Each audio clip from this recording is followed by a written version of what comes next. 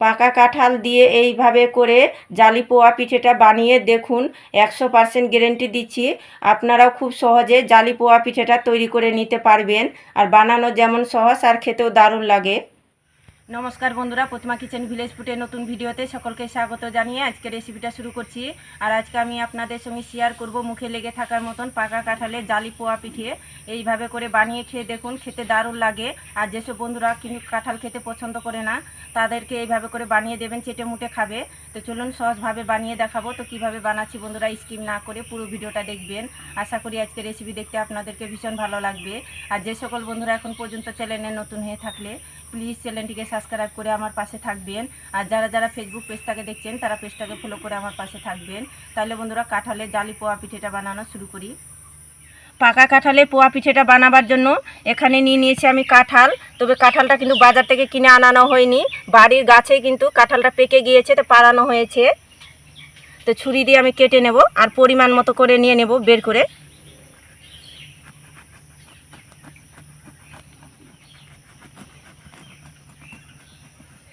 যেহেতু কাঁঠালটা অনেকটাই বড় তাই পরিমাণ মতো নিয়ে নেব বের করে। গাছের মধ্যে পেকে গিয়েছিল কাঁঠালটা, আপনাদেরকে পারে দেখানো হয়নি।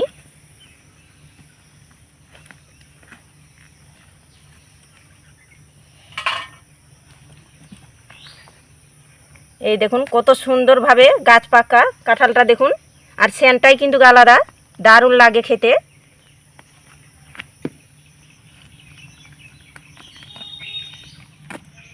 এবার আমি বের করে নেব।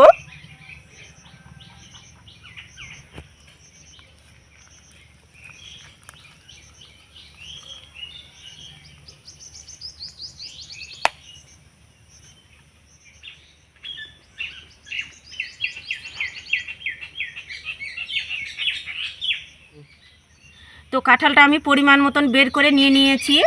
আর এখানে একটা মিষ্টির জার নিয়েছি। তো এই জারের মধ্যে সোজাসুজি নিয়ে নেব।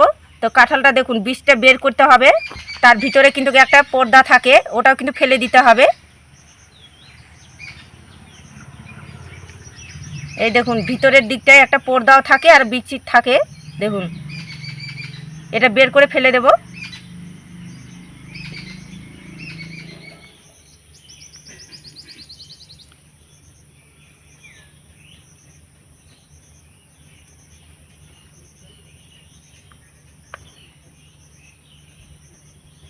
তো মিষ্টি জারের মধ্যে নিয়ে নিয়েছি। এবার ঢাকনাটা লেগে স্মুথ করে পেস্টটা তৈরি করে নেব। তো কাঁঠালটা খুব সুন্দর করে স্মুথ করে পেস্টটা তৈরি করে নিয়েছি। আর খুব সুন্দর করে স্মুথ করে পেস্টটা তৈরি করে নিতে হবে। পিঠেটা তৈরি করবার জন্য এখানে নিয়েছি একটা গামলা আর এক বাটি নিয়েছি আমি শুকনো আতপ চালের গুঁড়ো। আপনারা চাইলে ভিজে আতপ চালের গুঁড়োটাও নিতে পারেন। আমি এখানে এক বাটি নিয়েছি। তো আপনারা যে যেরকম বানাবেন সে পরিমাণ মতো নিয়ে নেবেন নিজেদের পছন্দ মতো করে। 2 চামচ দিয়ে দিব ময়দা। আপনারা চাইলে আটাটাও দিতে পারেন ময়দা যদি হাতের কাছে না থাকে। তো খুব বেশি দেওয়ার দরকার নাই, 2 চামচ দিতে গেলেই হয়ে যাবে। আর এখানে নিয়েছি আমি উষ্ণ গরম জল। আঙুলটা ডুবাবেন যেন তাপটা সহ্য করতে পারে, অতিরিক্ত গরম জলটা নিতে যাবেন না, নাহলে চালের গুঁড়োটা আবার সিদ্ধ হয়ে যাবে, তখন পিঠেটা কিন্তু পারফেক্টভাবে হবে না তৈরি। উষ্ণ গরম জলটা দিয়ে অল্প অল্প দিয়ে মেখে নেব।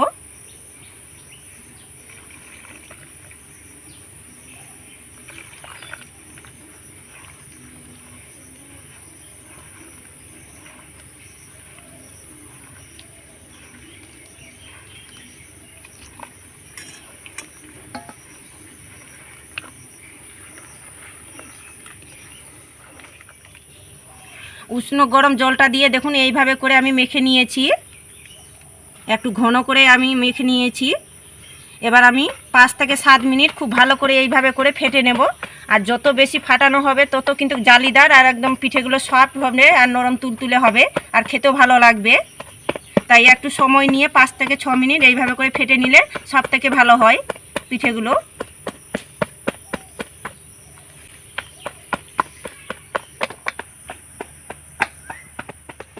5 থেকে 6 মিনিট খুব ভালো করে ফেটিয়ে নিয়েছি। আর ফাটার পরে দেখবেন ব্যাটারটা হালকা হয়ে যাবে আর কিরমি ভাব হয়ে যাবে। ঠিক এইভাবে করে একটু ফেটিয়ে নিতে হবে। এবার নিয়েছি এখানে ছোট বাটির হাফ বাটি নিয়েছি চিনি। চিনিটা অবশ্যই স্বাদ মতো দেবে, যে যেরকম মিষ্টি খেতে পছন্দ করেন সে পরিমাণে দিয়ে দিবেন। চিনিটা দিয়ে একটু ভালো করে মিশিয়ে নেব নাড়াচাড়া করতে। চিনিটা দিয়ে একটু ভালো করে নাড়াচাড়ানো করে নিয়েছি। কাঁঠালের পেস্টটা যে তৈরি করেছি সেটা এর মধ্যে দিয়ে দেব।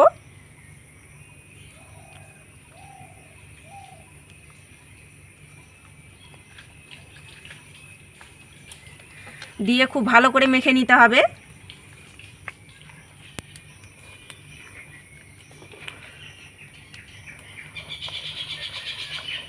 এইভাবে করে ভালো করে গুলিয়ে নিতে হবে।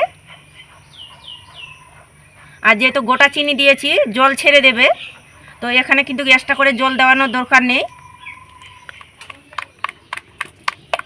তো কাঁঠালের পেস্টটা দিয়ে খুব ভালো করে আমি গুলিয়ে নিয়েছি। আবার এর মধ্যে দিয়ে দেবো আমি সামান্য একটু খাবার সোডা, খুব বেশি না, দেখুন সামান্য একটু নিয়েছি।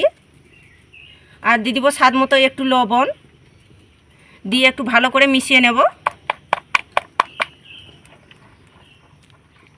খুব ভালো করে মিশিয়ে নিয়েছি। আর ব্যাটারের ঘনত্বটা কিভাবে করে রেখেছি তো একবার আপনাদেরকে দেখিয়েও দিচ্ছি। দেখুন খুব বেশি কিন্তু পাতলাও না, আবার খুব বেশি গাঢ় না।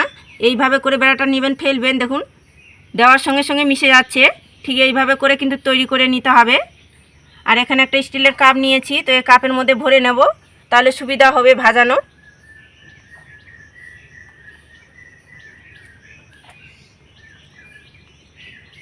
তো দেখুন কাপের মধ্যে ভরে নিয়েছি। পোয়া পিঠেগুলো ভাজার জন্য এদিকে উনুন ধরে কড়াই বসিয়ে দিয়েছি। কড়াইয়ের মধ্যে দিয়ে দেবো সামান্য একটু সাদা তেল। এই পোয়া পিঠেটা ভাজার জন্য খুব বেশি কিন্তু তেলের প্রয়োজন লাগবে না, অল্প করে তেল দিয়েই ভেজে নিতে পারবেন। তেলটা গরম হয়ে গেছে, এবার ব্যাটারটা দিয়ে দেবো। আর দেখুন এইভাবে করে কাপটা সোজা করে কিন্তু দিতে হবে, তাহলে কি হবে, পিঠেগুলো গোল হবে, এক সাইজের, দেখতেও ভালো লাগবে। ছোট বড় নিজেদের পছন্দ মতো করে তৈরি করে নেবেন। তো কিছুক্ষণ এইভাবে করে হতে দেব। দেখুন কিছুক্ষণ হয়ে গেছে, এবার খুন্তিটা দিয়ে এইভাবে করে তেলটা একটু ছড়িয়ে দিতে হবে। দেখুন এইভাবে করে অনাবর্তে একটু তেলটা ছড়িয়ে দিতে হবে পিঠের গায়ের মধ্যে। আর এই পিঠেটা কিন্তু উল্টানোর দরকার নেই, এইভাবে করে তেলটা ছড়িয়ে দিলে খুব সুন্দরভাবে ভিতর পর্যন্ত কিন্তু হয়ে যাবে। তো দেখুন পিঠেটা হয়ে গেছে, আর হইতে কিন্তু বেশিক্ষণ সময় লাগে না। তো হয়ে গেছে, তেল ঝরিয়ে তুলে নেব। এইভাবে করে একটু তেলটা ঝরিয়ে নিতে হবে। আর দেখতে দেখুন পিঠেটা কত সুন্দর লাগছে। তো একটা থালার মধ্যে তুলে নেব। বোঝার সুবিধাতে আর একটা আমি আপনাদেরকে ভেজেও দেখাচ্ছি। আবারও আমি ব্যাটার দিয়ে দিব কড়াইয়ের মাঝখানে, দেখুন এইভাবে করে দিয়ে দিতে হবে।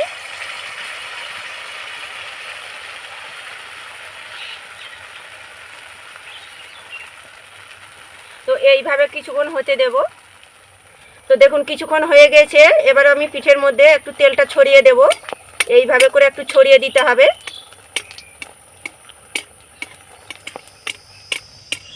তো দেখুন এইভাবে করে অনাবর্ত তেলটা ছড়িয়ে দিয়েছি পিঠের মধ্যে। তো এই পিঠেটাও হয়ে গেছে, এবার তুলে নেব তেল ঝরিয়ে। এই দেখুন এই পিঠেটা কত সুন্দরভাবে হয়েছে।